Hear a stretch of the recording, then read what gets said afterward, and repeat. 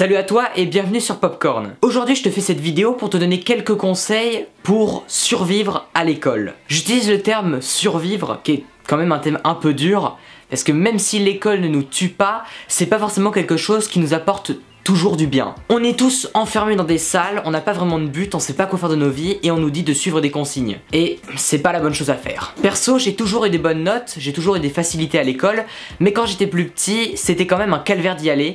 Je rentrais chez moi, j'étais libéré et j'avais pas envie de me lever le lendemain matin pour retourner en cours. Mais depuis quelques temps, l'école est devenue quelque chose de sympathique, je n'y trouve pas vraiment de stress et je vais vous expliquer un peu pourquoi et vous donner quelques conseils qui m'ont permis de me sentir beaucoup mieux à l'école. Le premier conseil, c'est de choisir ses propres priorités. En fait, il ne faut pas confondre l'important et l'urgent. L'urgent, c'est souvent les devoirs qu'on nous donne. Plus tard, ce sera les factures à payer, les devoirs que te donne ton patron. Mais au niveau de l'école, c'est souvent les devoirs que donnent les profs, les contrôles à réviser. L'important, quant à lui, c'est ce qui nous fait plaisir. C'est ce qu'on pense être important pour nous, pour notre vie, pour nos projets personnels. Par exemple, si t'aimes dessiner, l'important, ça serait de passer 1 heure par jour à dessiner ce que t'aimes. C'est du temps pour soi, pour nos projets perso, pas forcément ce que nous demandent les profs ou les parents, mais ce qu'on pense être important pour nous. Et le problème, c'est qu'on confond souvent l'important et l'urgent. On met sur un piédestal certains devoirs comme si c'était la chose la plus importante à faire, alors que des fois ça va pas vraiment influencer nos vies et c'est pas quelque chose qui va t'apporter énormément de compétences. Moi, il y a plein de choses qui sont importantes pour moi. Ça va être la méditation, lire des livres qui sont utiles, écouter des podcasts intéressants et aussi, surtout, faire mes vidéos. C'est quelque chose d'extrêmement important et je me donne toujours du temps chaque jour pour travailler là-dessus, pour apprendre ma propre éducation un peu. Et c'est pour ça que je vais en cours sans être stressé. Je suis content de me lever chaque matin pour aller à l'école, pour voir mes amis. Et les cours, je ne les trouve pas chiants, je ne les trouve pas longs, parce que pour moi, je suis là, je dois être là, je fais les cours et c'est pas ce qui va influencer ma vie. Par exemple, aujourd'hui j'ai rendu un DM de maths qui était incomplet avec un exercice que j'ai pas réussi. J'ai fait un contrôle de physique où j'ai été pas sûr de mes réponses. Et c'est pas grave, pour moi c'est pas si important que ça. Je veux avoir mon bac, je veux avoir de bonnes notes, mais c'est pas le plus important. Pour moi le plus important, c'est de faire les choses que j'aime, d'avoir ma propre éducation et de faire mes vidéos. Maintenant le deuxième conseil, c'est s'organiser, assumer et ne pas culpabiliser. Alors oui, l'organisation c'est important. Moi je suis pas forcément quelqu'un d'extrêmement organisé pour mes devoirs. Avant, je faisais beaucoup de choses la veille pour le lendemain, mais si c'est votre méthode de travail, assumez-la. Assumez de réviser la veille pour le lendemain si c'est ça qui marche chez vous. Moi par exemple pour beaucoup de contrôles, je pouvais réviser la veille pour le lendemain quelques heures ou même pas 1 heure des fois et j'y arrivais. Parce que j'avais écouté en cours, j'avais bien compris le cours. Et du coup, juste relire le cours, ça me permettait de bien emmagasiner l'information. Et donc, trouvez-vous une méthode de travail qui vous convient pour avoir à la fois le temps pour les cours, pour les devoirs et pour ce qui est important pour vous. Ça peut être du dessin, faire des vidéos, aller voir des séries, plein de choses comme ça, ce que vous voulez. Il faut alterner travail et loisir et parfois faire de son loisir son futur travail et y amener de la passion et du travail à l'intérieur de ce qu'on aime. Mais si vous avez une méthode de travail, par exemple réviser la veille pour le lendemain et que ça ne vous plaît pas, que vous y arrivez pas et que vous culpabilisez, alors faites des efforts pour changer cette méthode. Il y a plein de méthodes sur internet, il y a plein de techniques pour se faire des listes de choses à faire, pour organiser son temps, et il suffit de trouver la vôtre. Mais si celle qui vous convient, c'est celle qui n'est pas forcément recommandée par les profs, assumez-la, ne culpabilisez pas et faites-le à fond. Conseil numéro 3, avoir du temps pour soi. C'est extrêmement important d'avoir du temps pour soi, pas du temps pour faire ce que nous disent nos parents ou nos profs, mais du temps pour faire ce qui est important pour nous. Alors on peut très bien se dire, j'ai pas le temps, si je fais les devoirs, j'ai pas le temps d'aller faire du sport, j'ai pas le temps d'aller m'amuser, d'aller regarder des séries, d'aller voir mes amis. Mais c'est faux, on a tous le temps. Vous êtes à l'école, vous avez énormément de temps. Moi j'ai le temps presque tous les soirs d'aller apprendre des choses, d'aller lire des livres et de faire des vidéos. Tous les 2 jours je fais une vidéo et j'ai le temps pour ça, j'ai le temps pour voir mes amis, pour discuter avec eux sur Skype, pour m'amuser, pour aller voir des séries, pour faire ce que je veux, ce que j'aime. On a toujours le temps, il suffit juste de bien l'organiser. On peut très bien travailler moins mais mieux en étant plus concentré, en trouvant les moments durant lesquels on est le plus efficace. Il suffit d'organiser son temps entre ses loisirs, son travail, les choses qu'on aime et les choses urgentes, les devoirs donnés par les profs. Alors c'est vrai que c'est facile à dire, mais essayez de voir votre emploi du temps.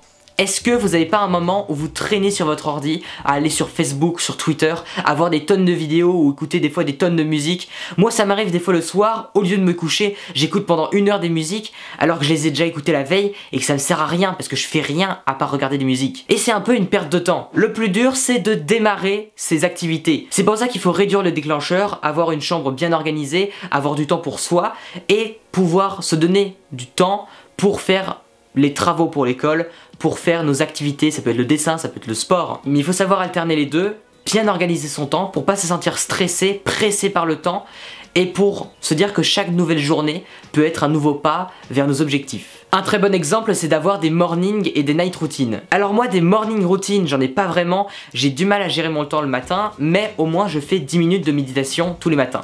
C'est quelque chose de vraiment important pour moi et ça apporte énormément de choses, énormément de bien-être dans toutes les activités de ma vie. Par contre j'ai une night routine, je prends soin de ma peau, de mon visage, me nettoie le visage, me mets de la crème hydratante, des choses comme ça qui me font du bien. Tous les soirs je lis 10 pages d'un livre intéressant qui m'apprend des choses.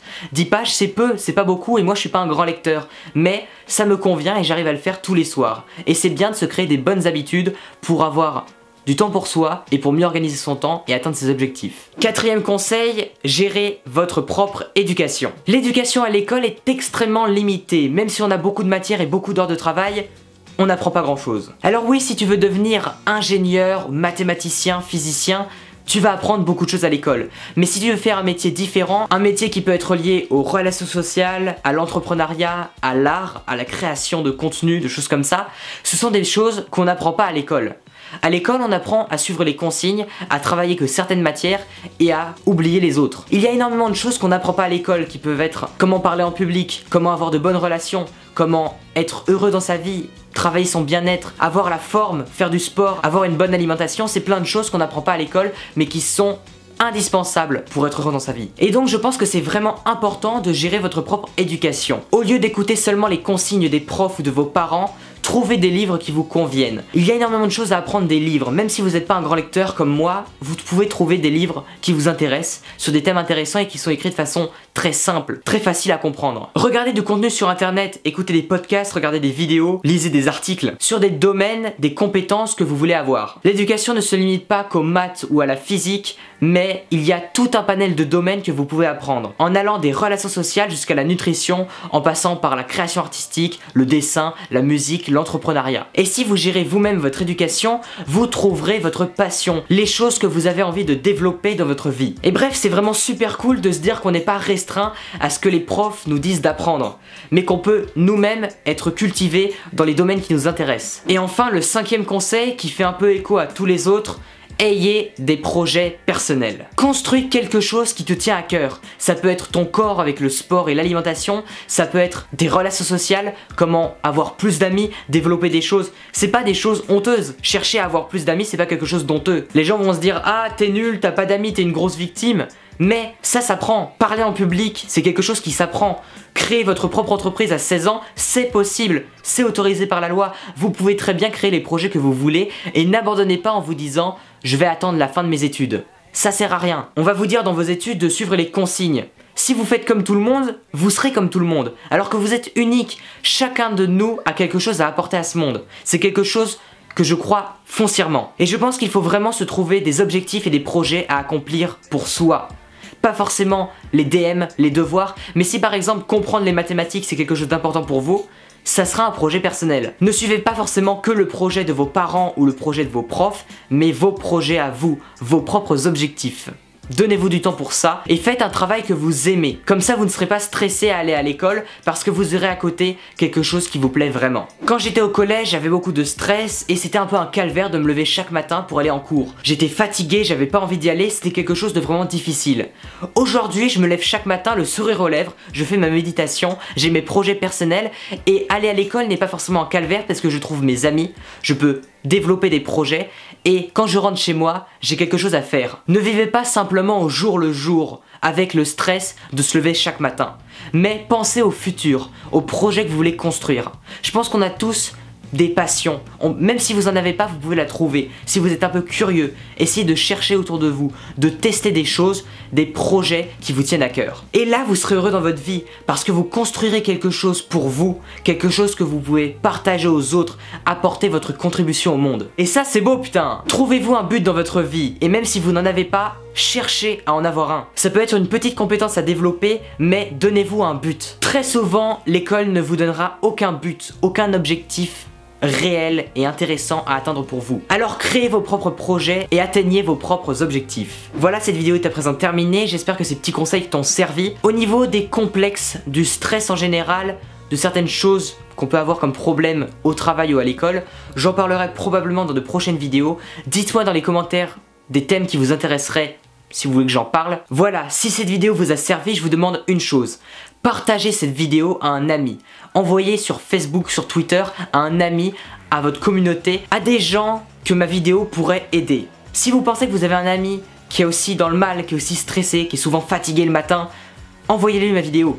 Ça pourra que lui remonter le moral, que lui donner de bons conseils. Voilà, suivez-moi sur les réseaux sociaux, abonnez-vous si c'est pas déjà fait. N'oubliez pas de cliquer sur la petite cloche pour être informé de la sortie de chaque nouvelle vidéo. Les vidéos sortent le mardi, le jeudi et le samedi. Voilà, j'essaye d'être bien productif et j'ai plein de projets qui se préparent. Voilà, merci beaucoup. On se retrouve dans 2 jours pour une prochaine vidéo. À très bientôt.